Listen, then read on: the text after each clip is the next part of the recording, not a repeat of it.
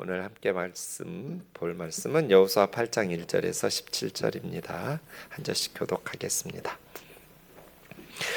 여호와께서 여호수아에게 이르시되 두려워하지 말라 놀라지 말라 군사를 다 거느리고 일어나 아이로 올라가라. 보라, 내가 아이 왕과 그 백성과 그의 성읍과 그의 땅을 다 내 손에 넘겨 주었으니 너는 여리고와 그 왕에게 행한 것 같이 아이와 그 왕에게 행하되 오직 거기서 탈취할 물건과 가축은 스스로 가지라.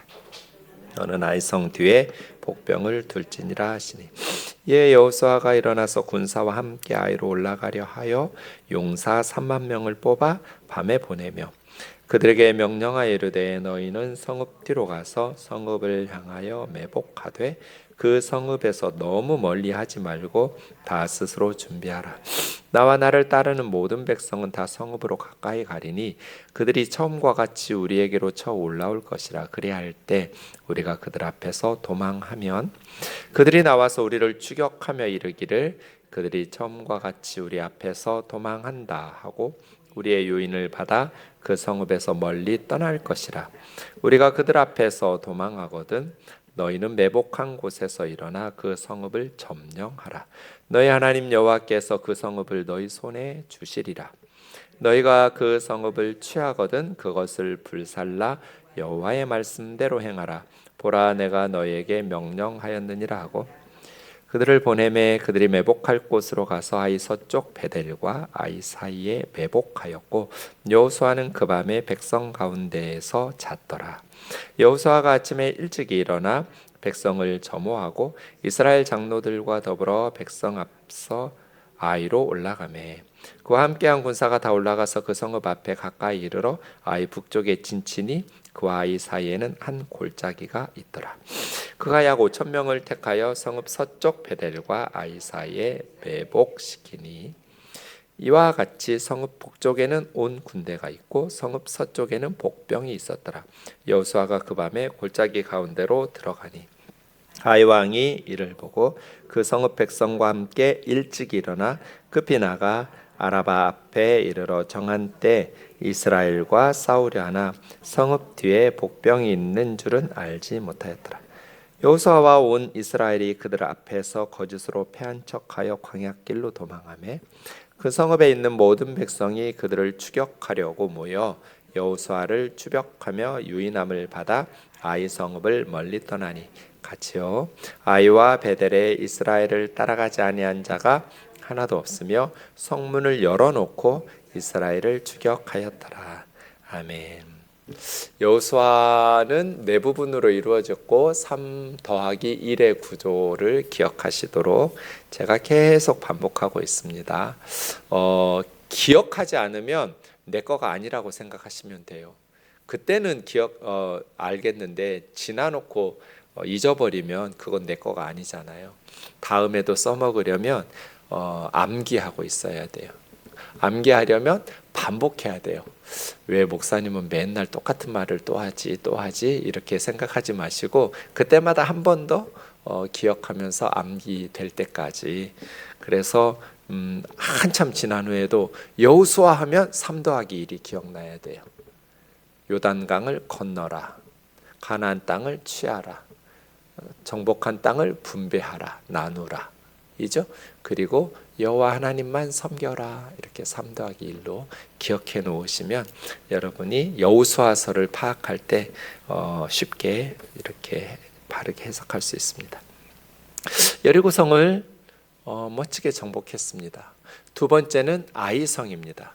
베델 근처에 있는 아이성은 군사적인 요충지입니다. 전략적으로 매우 중요한 지역이라고 할 수 있습니다. 그런데 아이성 정복에 실패했습니다. 유다 지파의 아간이라는 사람이 도둑질을 했기 때문입니다. 이 아이성에서의 실패는 이스라엘 백성이 가나안 땅에 들어와서 첫 번째로 범죄한 사건이죠. 그래서 정복에 실패한 사건이에요. 이것을 통해서 우리는 이스라엘의 승리가 무조건적이지 않다는 것을 확인할 수 있습니다. 하나님께서 이스라엘에게 무조건적인 승리를 주시는 것이 아니라 이스라엘의 가나안 땅의 정복과 전쟁의 승리는 조건적이다. 어떤 조건이 있어요? 하나님의 말씀에 순종할 때 하나님께서 함께 하시고 승리하게 하신다. 여리고성에 비해서 아이성은 작은 성읍이었어요. 그래서 다 올라가지 말고 3천 명만 올려 보내시죠. 충분할 것 같습니다. 그럼에도 불구하고 작은 성 아이성에서 대패했어요. 이것은 하나님께서 함께 하실 때 승리할 수 있지만 하나님께서 함께 하지 않으시면 패배할 수밖에 없다라는 것을 아이성의 정복 실패에서 알 수 있습니다. 그런데 우리가 한 가지 더 기억해야 될 것은 아간이라는 개인의 일탈과 죄잖아요. 그런데 이스라엘이 전쟁에서 패배해서 16명의 군사가 죽었고 쫓겨났어요.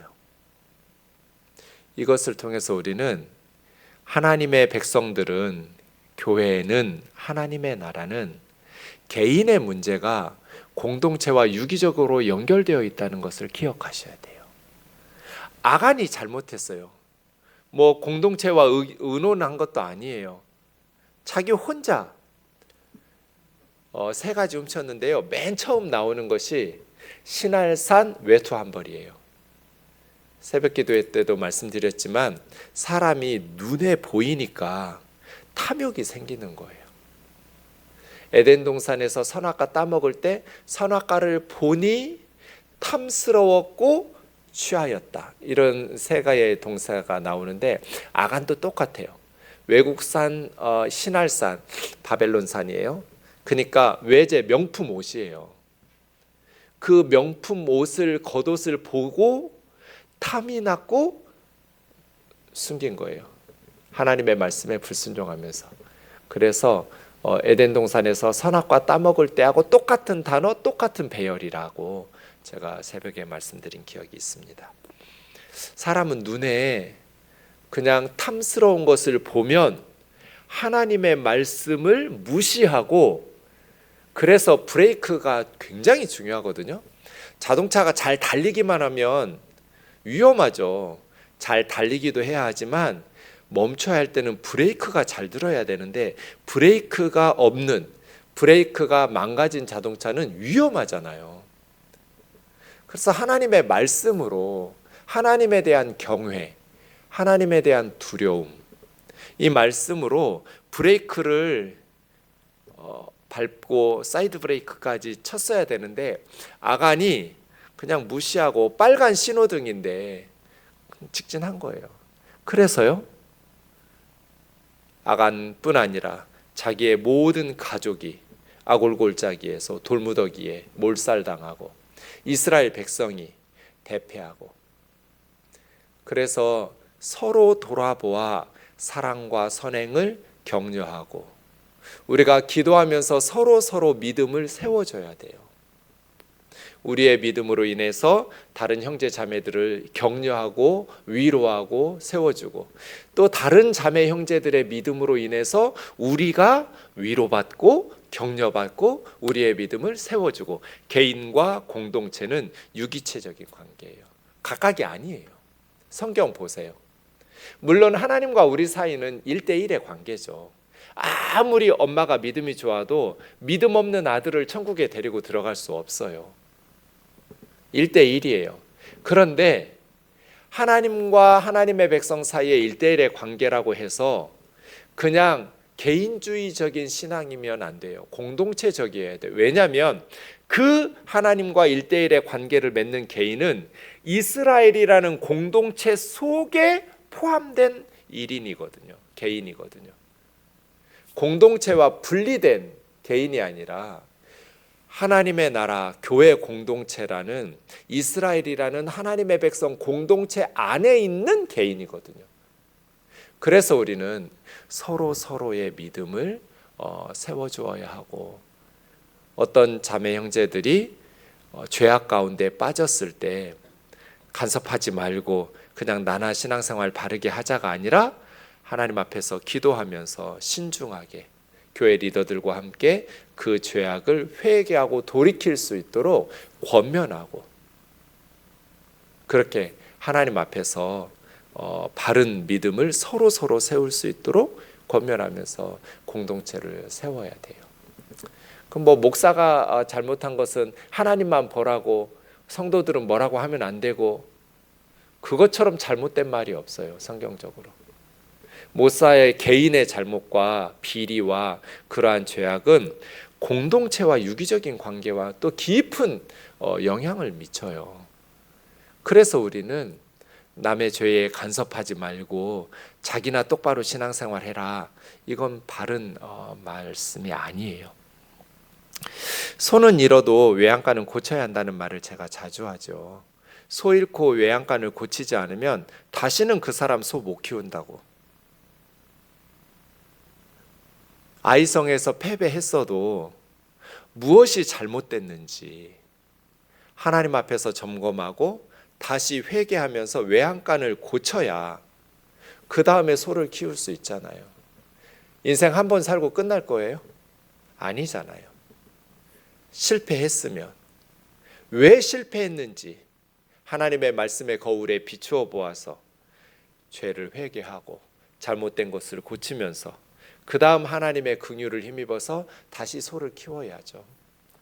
그래서 아이성 정복이 실패했다고 그래서 하나님의 역사가 끝난 것도 아니고 가나안 땅의 전쟁이 끝나는 것도 아니에요. 그러니까 소 잃고 나서도 외양간 고쳐라. 그렇지 않으면 다시는 소 못 키운다.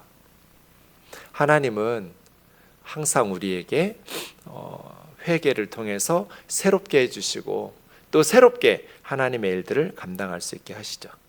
이 아이성 정복 실패에 대한 말씀은 이런 여러 가지 것들을 우리에게 가르쳐주는 매우 중요한 교훈들을 담고 있습니다. 당연히 이길 줄 알았죠. 여리고성의 승리에 그 기쁨이 아직 채 가시지도 않았어요. 아이성은 당연히 여리고성보다 작은 성읍이니까 지금 이스라엘 백성들은 그냥 사기가 하늘을 찌를 듯해요. 작은 아이성은 당연히 이길 줄 알았어요. 다음 화면요. 그런데 대패했어요. 당연히 이길 줄 알았는데 정말 큰 슬픔이 임했어요. 그래서 여호수아가 하나님 앞에서 해서는 안 될 말까지 해요. 하나님, 왜 이런 결과가 나왔습니까? 차라리 우리가 요단강 건너지 않고 두 지파 반과 함께 요단강 동쪽에서 이미 모세와 함께 빼앗았던 거기에서 정착했으면 좋을 뻔했습니다. 요단강을 건너지 않는 게 더 낫지 않았을까요? 당연히 이길 줄 알았는데 완전히 깨졌어요. 그래서 하늘을 찌를 것 같았던 그 사기가 그냥 지하 땅속으로 깊이 떨어져 버렸어요. 이때 필요한 것이 무엇일까요? 네, 제가 오늘 설교 제목을 시편 108편이 정답이라고, 시편 108편처럼 하면 된다고. 이제 저는 뭐 하겠어요? 여러분과 함께 시편 108편을 살펴보겠지요? 시편 108편입니다. 하나님이여, 내 마음을 정하여 싸우니 내가 노래하며 나 마음을 다하여 찬양하리로다. 비파야 수고마 깰지어다. 내가 새벽을 깨우리로다. 지금 이 시인은 하나님께 찬양하기로 확정했어요. 하나님, 내가 내 마음을 확정했습니다. 뭘 확정했는데? 하나님을 노래하며 찬양하기로. 나는 하나님을 찬양할 겁니다. 외우기도 쉽다 그랬죠? 431, 1, 2, 3, 4를 거꾸로 하면 돼요. 이사야 43장 21절. 이 백성은 내가 나를 위하여 지었나니 나를 찬송하게 하려 함이라. 하나님이 우리를 왜 지으셨어요? 하나님을 찬송하게 하려고. 이 이사야의 말씀처럼 하나님, 제가 하나님을 온 마음을 다해서 노래하며 찬양하기로 결정했습니다. 비파와 수금은 악기들이죠. 야, 드럼 일어나, 키보드 일어나, 피아노 너도 일어나, 이런 식이에요. 얘들을 왜 깨우겠어요? 같이 찬양하자고 깨우겠죠. 그러면 뭐 비파와 수금이 잠자는 무슨 생명체가 있는 그러한 물건이에요? 그거 아니죠. 그냥 시적 상상력을 발휘하셔야 돼요. 이게 시죠, 시. 일어나. 드럼 그만 자. 키보드 일어나. 피아노 너도 일어나. 나와 함께 찬양하자는 거예요. 내가 새벽을 깨우리로다. 새벽도 시간이니까 뭐 잠자는 어떤 생명체는 아니지만 시적인 상상력을 동원하시면 새벽을 깨우리로다는 뭐예요? 너도 일어나. 너도 나와 함께 하나님을 찬양하기 위해서 깨어나라고 말하는 거예요. 악기들을 깨우고 시간, 새벽을 깨워서. 그러니까 이 사람은 새벽부터 모든 악기를 동원해서 하나님을 찬양하겠다는 거예요. 그런데 3절 보시면 하나님을 찬양할 때도 여러 가지 방법이 있겠죠. 골방에서 찬양할 수도 있는데 이 사람은 만민 중에서 감사하고 문 나라 중에서 찬양하겠다고 그랬어요. 그러니까 조용히 개인적으로 골방에서 찬양하는 것이 아니라 온 나라, 문 나라 중에서 온 천하 만민들 앞에서 하나님 찬양하고 싶다는 거예요. 그냥 우리 하나님을 그냥 온 세상 사람들이 들을 수 있도록 찬양하겠다는 거죠. 왜냐하면 주의 인자하심이 하늘보다 높으시며 주의 진실하심은 궁창에까지 이르기 때문입니다. 궁창이라는 것은 원래 단어를 보면 둥근 판 같은 거예요. 뭐 쇳덩어리를 넓게 펴서 둥글 판으로 만든, 하늘이 이렇게 지면에서부터 이렇게 둥근 원판처럼 생겼잖아요. 그래서 궁창은 하늘이라고 생각하시면 돼요. 네. 창세기 1장에 보면 궁창을 하늘이라고 부르시니라 그런 표현이 나오잖아요. 그러니까 하나님의 헤세드, 이 헤세드를 번역할 한국말이 없어요. 영어도 없어요. 뭐 everlasting love 이렇게 말하기도 하고. 근데 헤세드는 언약적 사랑, 이게 가장 그래도 표현할 만한 단어인데요. 인애, 인자, 사랑, 친절, 뭐 한 10가지 이상으로 한국 성경에서 번역한 단어인데 그건 정확하게 번역할 한국말이 없다는 뜻이에요. 헤세드를. 언약이라는 것은 부부가 결혼을 하듯이, 그러면 비가 오나 눈이 오나 건강할 때나 병들었을 때나 뭐 어떤 상황에서도 끝까지 검은 머리 파뿌리 될 때까지 이렇게 결혼식에서 서약하잖아요. 이 언약이거든요. 그런 사랑, 무슨 일이 있어도 절대로 포기하거나 배반하지 않는 사랑, 이걸 헤세드라고 그래요. 그러니까 하나님의 인자하심, 하나님의 사랑은 영원한 사랑. 그래서 영어로 everlasting love 이렇게 말하는 거예요. 끝나지 않는, 영원히 지속되는 사랑, 언약적 사랑. 하나님의 사랑은 하늘에까지 맺힙니다. 때로 인간은 하나님 앞에 불순종하면서 넘어지기도 하고 죄를 범하기도 하죠. 그래서 하나님 앞에 죄로 인한 형벌과 징계를 받기도 해요. 그럼에도 불구하고 하나님의 사랑이 끊어지는가? 그렇지는 않죠. 네. 하나님의 백성들이 회개하고 눈물로 하나님 앞에 돌아올 때 하나님께서는 용서해 주시는 헤세드가 하늘에게까지 미치고, 진실하심이라고 번역한 에메트는 아멘이라는 단어 어근이 같은데요, 신실하다는 거예요. 변함없이 하나님은 믿을 수 있는 진실하신 분이에요. 왜냐하면 이랬다 저랬다 하시지 않으니까요. 사람은 이랬다 저랬다 하죠. 하지만 하나님은 변함없이 진실하신 분이에요. 정직하고 신실하신 분이에요. 그래서 하나님의 에메트, 이게 하나님의 두 성품이에요. 헤세드와 에메트. 하나님의 사랑과 하나님의 진실하심, 궁창에까지 이르기 때문에 만민 중에서 찬양하고 노래할 겁니다. 문 나라 중에서 나는 하나님을 찬송할 겁니다. 하나님이여, 주는 하늘 위에 높이 들리시며 주의 영광이 온 땅에서 높임 받으시기를 원하나이다. 뭐 여기서 하늘 위에 높이 들리는, 십자가에 높이 들리는 이런 거 아니에요. 그냥 문맥상 하나님의 영광을 온 땅에서 높이 들리시면서 온 만민들 앞에서, 문 나라 백성들 앞에서 하나님의 인자하심과 진실하심으로 인해서 찬양하고 싶다는 거예요. 5절까지는 찬양이에요. 그죠? 1절부터 5절까지 지금 계속 찬송이었어요. 근데 6절에서 내용이 바뀌어요. 6절은 찬송이 아니라 간구하는 기도죠. 탄원이에요. 주께서 사랑하시는 자들을 건지시기 위하여 우리에게 응답하사 오른손으로 구원하소서. 5절까지는 찬송의 메시지였는데 6절부터는 간구로 시의 내용이 바뀌었어요. 그래서 6절부터 2연이 시작되는 거예요. 1절에서 5절까지는 1연, 6절부터 13절까지 2연, 이런 식으로 분류할 수 있겠죠. 근데 구원해 달라는 걸 보니까 뭔가 지금 이스라엘이 위기에 처해 있어요. 위험한 상황이에요. 그렇죠? 사랑하시는 자들을 건져 달라고. 그래서 우리가 하나님 앞에 부르짖고 있는데 우리의 간구에 응답해 주셔서 하나님의 오른손으로 우리를 구원해 주세요 라고 기도하는 거예요. 하나님이 그 성소에서 말씀하시되 하면서 괄호는 제가 친 거예요. 성경에 없는데 괄호 열고 괄호 닫고 하면서 하나님 우리의 기도에 응답하셔서 주의 오른손으로 우리를 주께서 사랑하시는 자녀들을 구원해 주세요, 건져 주세요 라고 6절에서 기도한 후에 7절부터는 하나님이 어떤 분인가, 나는 어떤 하나님에게 기도하고 있는가를 하나님의 말씀을 인용하면서 고백하고 있어요. 내가 기뻐하리라. 하나님께서 내가 세겜과 수꽃 골짜기, 세겜과 수꽃 골짜기는 이스라엘의 지명이죠. 세겜이라는 도시, 수꽃 골짜기라는 골짜기.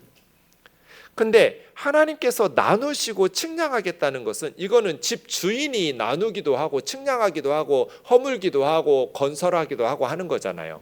도시나 골짜기를 나누고 측량해서 뭔가 건설하고 재건하고 이렇게 했다는 것은 하나님이 이스라엘의 주인, 왕이란 뜻이에요. 왕이 할 수 있는 말이에요.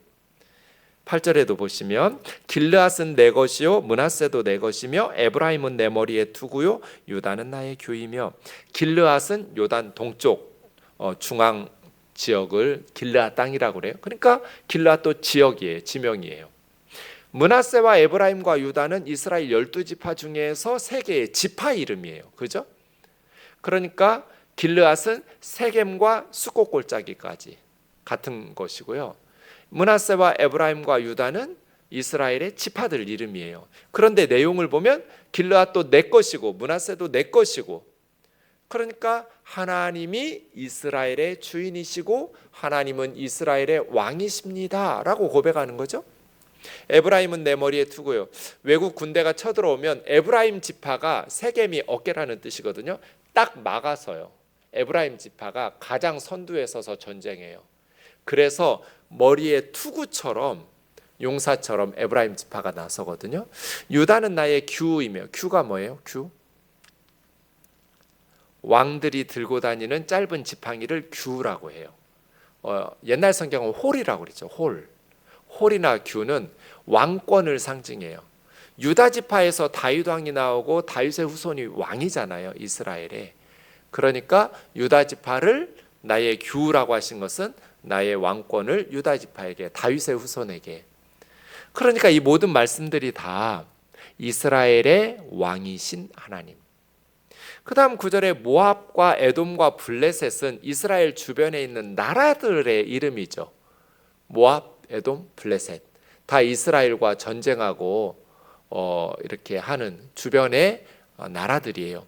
그런데 모압은 내 목욕통이라, 에돔에는 내 신발을 벗어던지고 블레셋 위에서 내가 외치리라 하셨도다 했으니까 외치리라까지 하고 괄호 닫고 7절에서부터 9절까지는 하나님의 말씀 인용인데 그 말씀의 인용의 내용은 이스라엘의 주인이시며 왕이신 하나님, 그리고 9절은 이스라엘뿐 아니라 이스라엘 주변 나라 모압도 에돔도 블레셋도 하나님께서 너희는 내 목욕물이나 준비해, 너희는 내 신발이나 잘 이렇게 정돈해, 내가 블레셋 위에서 외치리라. 맹수들이 먹잇감을 발톱 밑에 두고 포효하는 것처럼 블레셋도 하나님의 통치 아래. 그러니까 9절은 이스라엘의 하나님이신 여호와는 이스라엘의 하나님이실 뿐 아니라 모든 나라의 왕이시며 주인이시며 통치하시며 다스리시는, 누구도 이스라엘의 하나님 여호와를 대적하여 맞설 수 없다라는 것을 고백하는 거죠. 그래서 6절에서 하나님께서 사랑하시는 자들을 건지시기 위해서 우리의 기도에 응답하셔서 오른손으로 우리를 구원해 주세요 라고 하나님 앞에 기도한 이 시인이 7, 8, 9절에서는 그 하나님은 어떤 하나님이신가? 이스라엘의 왕이시며 온 세상을 다스리는 열방의 왕이신 하나님이라고 고백하고 있어요. 그리고 10절이요. 지금 이스라엘이 처한 어려움이 무엇인지, 어떤 상황이길래 하나님 앞에 건져달라고 구원해달라고 기도하는지 내용이 안 나왔어요. 그런데 10절에 내용이 나와요. 구체적으로 누가 나를 이끌어 견고한 성읍으로 인도해드리며 누가 나를 에돔으로 인도할꼬. 지금 이 사람은 이스라엘의 책임 있는 리더인데 견고한 성읍 에돔으로 들어가야 돼요. 왜 가는지는 아직 안 나왔지만 견고한 성읍은 에돔이에요. 예일대와 하버드에서 가르쳤던 제임스 쿠걸이라는 교수가 시편을 연구하면서 시편의 이 대꾸법이잖아요. 10절 같으면 문장이 2개잖아요. 이 시편의 대꾸법은 2번째 문장이 중요하다고 그랬어요. 그러니까 견고한 성읍이 에돔인 거예요. 2번째 문장에 나오는. 다른 2개가 아니에요. 같은 내용이에요. 견고한 성읍 에돔으로 누가 나를 인도할꼬? 그런데 11절 보세요. 제가 11절 때문에 오늘 말씀을 보려고 한 건데요. 하나님이여 주께서 우리를 버리지 아니하셨나이까? 아이성 전투에서 이스라엘이 왜 패배했어요? 왜 여호수아의 군대가 패배했어요? 아간의 범죄 때문에 하나님께서 이스라엘의 군대와 함께 아이성으로 나가지 않았기 때문이죠. 11절 때문이잖아요. 그렇죠? 하나님이여 주께서 우리를 버리지 않으셨습니까? 하나님이 이스라엘을 왜 버리셨어요? 그들의 죄 때문이죠. 이스라엘의 범죄 때문에. 하나님이여 주께서 우리 군대들과 함께 나아가지 아니하시나이다. 하나님이 함께 나가지 않으셨기 때문에 우리 군대가 패배했다는 거예요. 그러니까 이스라엘이 에돔에게 패배한 거예요. 에돔에게 깨졌어요. 견고한 성읍 에돔에게.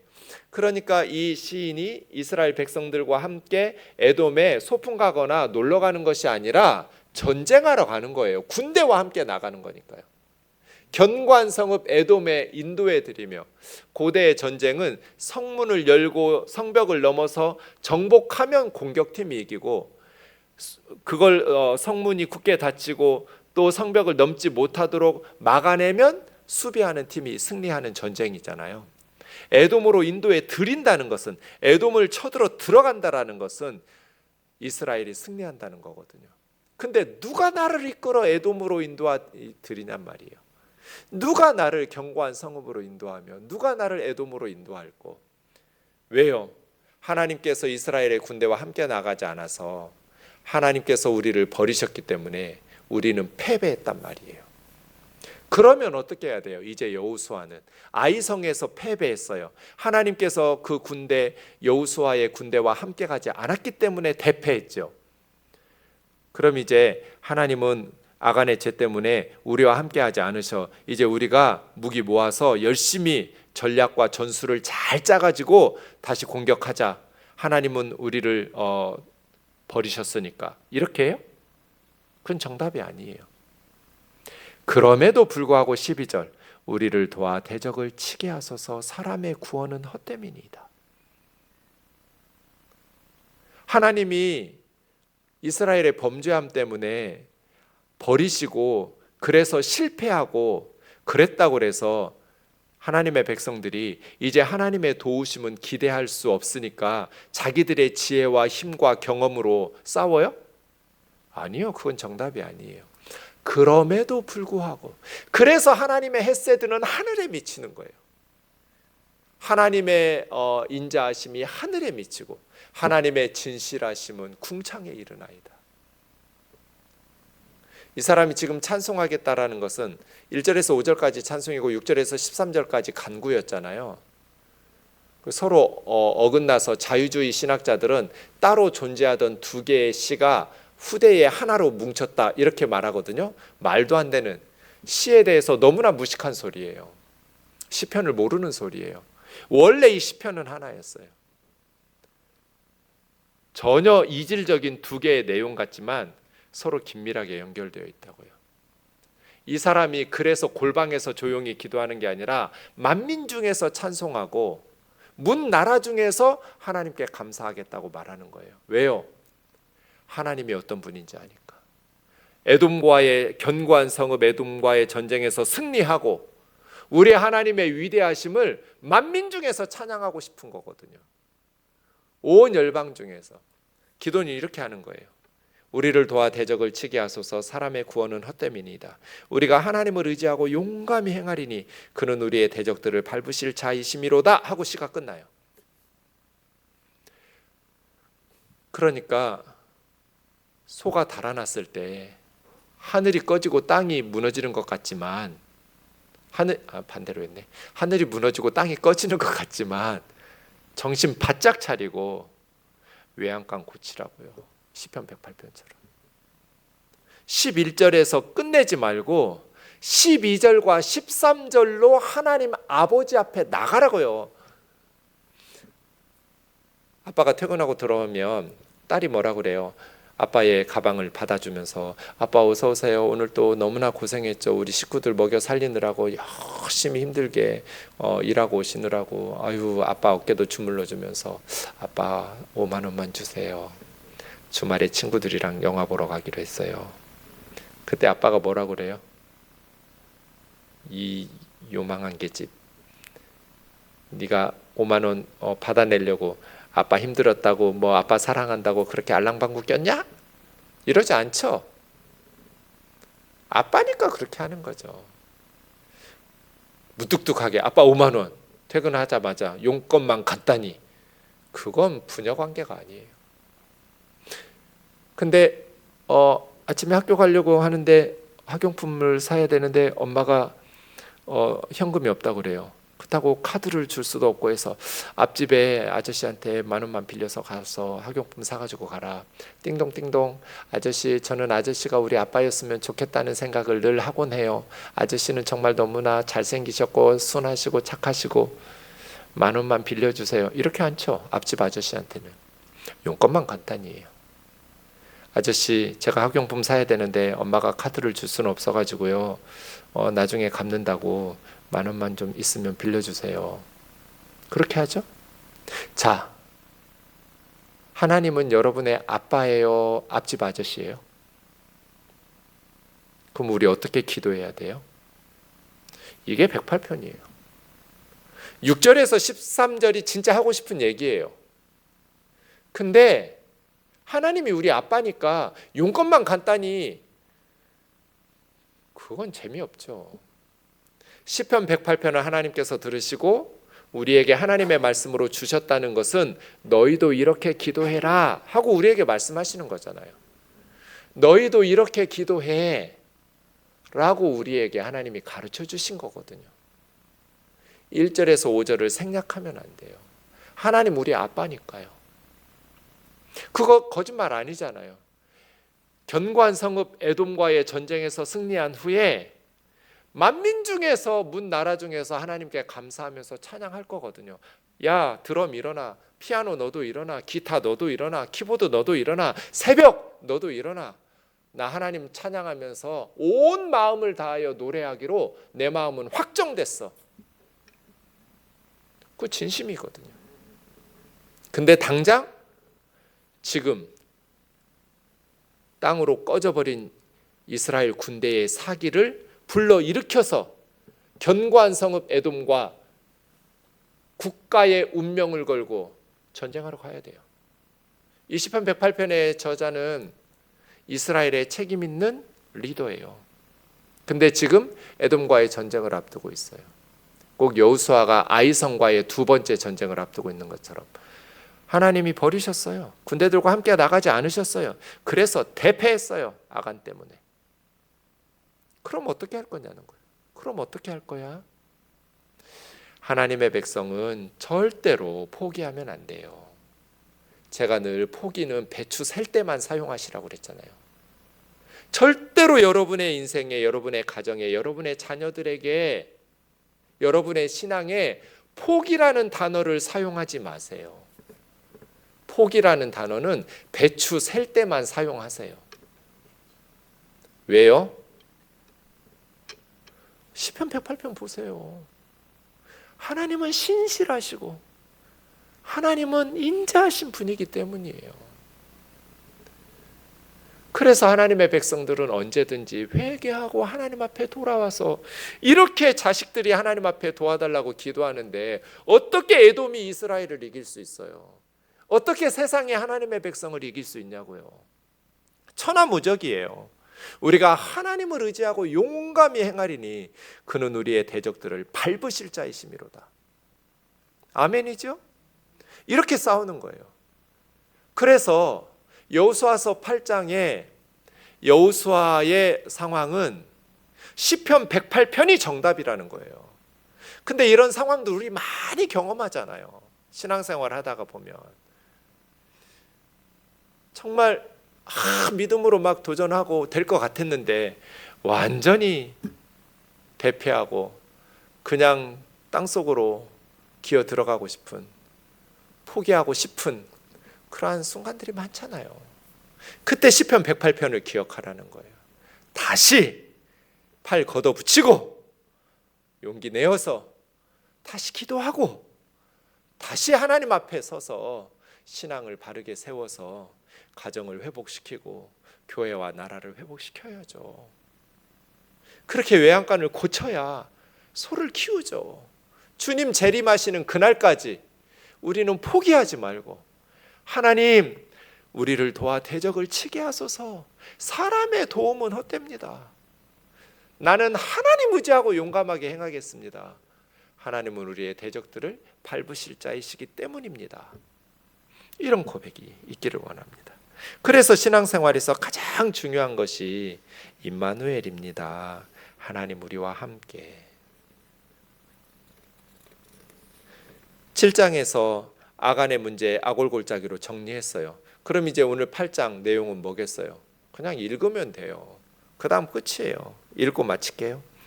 여호와께서 여호수아에게 이르시되 두려워하지 말라 놀라지 말라 군사를 다 거느리고 일어나 아이로 올라가라. 보라 내가 아이 왕 백성 성읍 땅을 다 네 손에 넘겨주었다. 지금 하나님이 군사령관으로 명령하고 있어요. 여호수아가 군사령관이 아니에요. 그죠? 누가 이기겠어요? 너는 여리고와 그 왕에게 행한 것 같이 아이와 그 왕에게 행하되 거기서 탈취한 물건과 가축은 스스로 가지라. 아이성 뒤쪽에 복병을 둘지라. 3만 명과 5천 명 1차 매복 2차 매복 아이성 뒤편으로 밤에 보내놓고 본 군대는 앞쪽에서 전쟁해서 패하는 척하고 달아나다가 가운데 아이 군대 놓고 전쟁에 승리하는 작전이에요. 이에 여호수아가 일어나 군사와 함께 아이로 올라가려 하여 용사 3만 명 밤에 보내고 너희는 아이 성읍 뒤로 가서 매복해 있어라. 너무 멀리는 가지 말고 다 준비하고 있다가 나와 나를 따르는 모든 백성은 성읍으로 가까이 가서 처음처럼 우리에게로 아이의 군대가 쳐 올라오면 우리가 앞에서 도망할 거야. 그러면 그들이 나와서 우리를 추격하면서 처음처럼 우리 앞에서 도망한다 하고 우리의 유인을 받아 성읍에서 멀리 떠날 거야. 우리가 그들 앞에서 도망할 때 너희는 매복한 곳에서 일어나서 그 성읍 아이를 점령하라. 하나님 여호와께서 성읍을 너희 손에 주시리라. 너희가 그 성읍을 취하거든 그것을 불살라 여호와의 말씀대로 행하라. 보라 내가 너희에게 명령하였느니라 하고 그들을 보내매 그들이 매복할 곳으로 가서 서쪽의 베델 아이 사이에 매복하였고 여호수아는 밤에 백성 가운데 잠을 자고 아침 일찍 일어나 백성을 점호하고 이스라엘 장로들과 더불어 백성 앞에 아이로 올라가매 함께한 군사가 다 올라가서 성읍 앞에 가까이 이르러 아이 북쪽에 진을 치니 그 사이에 한 골짜기가 있었더라. 또 그가 5천 명을 택하여 2차 매복이에요. 서쪽 베델과 아이 사이에 매복시키니 성읍 북쪽에는 여호수아의 본진 군대가 있고 서쪽에는 복병들이 있었더라. 여호수아가 밤에 골짜기 가운데 들어가니 아이 왕이 이것을 보았고 성읍 백성과 함께 아침에 일찍 일어나 급히 나가 아라바 요단강변을 아라바라고 그래요. 그러니까 동쪽으로 가는 거죠. 정할 때 이스라엘과 싸우려 하나 자신들 성읍 뒤쪽에 복병이 있는 줄은 알지 못한지라. 여호수아와 온 이스라엘이 그들 앞에서 거짓으로 패한 척하면서 광야길로 동쪽으로 도망하매 성읍에 있는 모든 백성이 그들을 추격하려고 모여 여호수아를 추격하여 유인함을 받아 아이 성읍을 멀리 떠나니 아이뿐 아니라 베델의 군대까지도 이스라엘을 따라가지 아니한 자가 하나도 없으며 성문을 활짝 열어놓고 이스라엘을 추격하였더라. 그럼 그 다음 어떻게 되겠어요? 이제 여호수아의 본 부대가 다시 뒤를 돌아서 도망갔던 척하다가 맞서 싸우고 뒤에서 복병들이 쳐들어오고 가운데 갇힌 아이와 베델의 군대는 대패하게 되죠. 그렇게 해서 승리하게 되었습니다. 그러니까 하나님의 백성들이 한 번 실패하고 하나님이 버리시고 하나님께서 그 군대와 함께 나가지 않았다고 해서 세상적인 방법으로 살려고 하는 게 아니에요. 그럼에도 불구하고 하나님의 인자하심과 진실하심을 신뢰하고, 하나님 우리 아빠잖아요. 하나님 신뢰하고 하나님의 도우심을 구하면서 다시 일어서는 것이죠. 그랬을 때 하나님께서 군사령관이 되셔서 승리하게 하실 줄 믿습니다. 찬양하겠습니다.